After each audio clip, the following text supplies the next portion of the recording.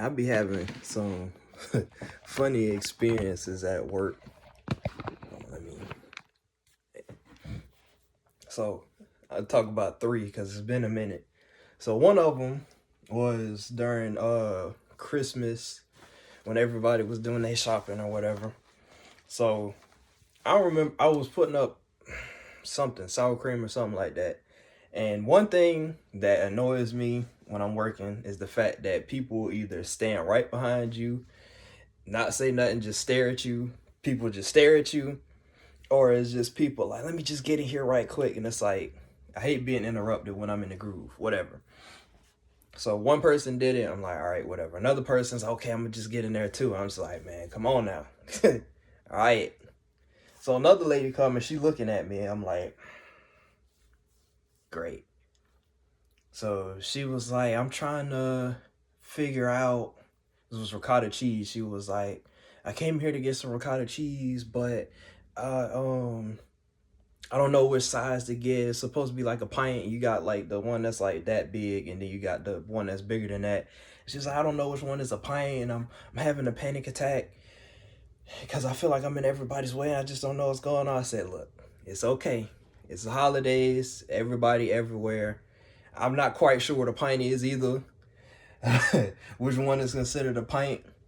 And she was, I'm gonna call my husband. So I was like, all right, cool. I'm just standing there trying to help her be calm or whatever. So she called her husband, and I could kind of hear him. He's like, hello. And she was like, hey, I got this nice young man in here in the cooler with me, and we trying to figure out which is a pint that we need for the ricotta cheese. And I didn't hear what he said after that, but she looked at me. She was like, well, he doesn't have a name tag, but he's a nice young man, and we're just sitting in the cooler chilling. And I was like, she make it sound like I done kidnapped her or something.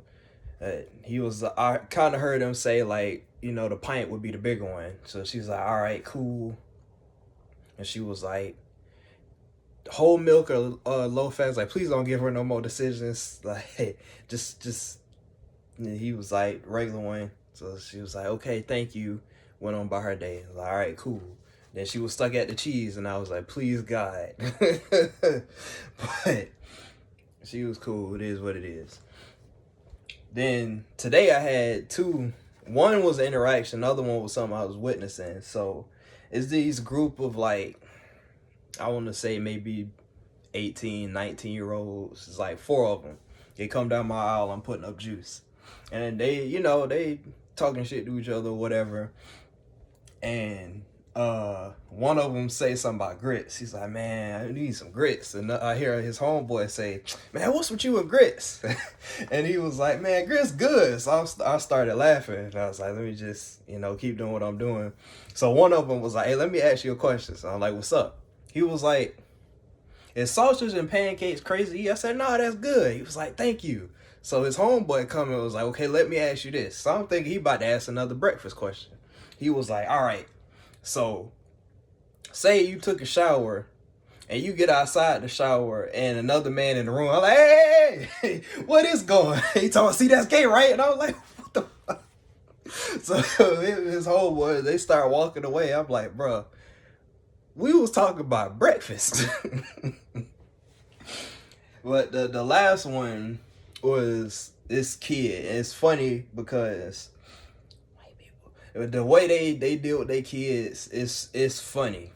Because I'm walking up and down my section, filling it up or whatever, and I just keep hearing his dad say, stop, no, close that, come back here. No, stop.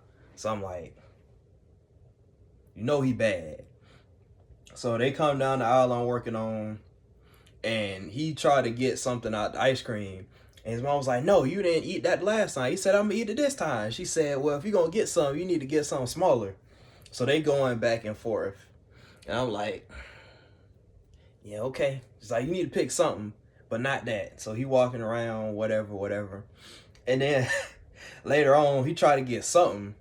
And she was like, no, you can't have that. And I swear it sounded like he said, you don't let me have shit.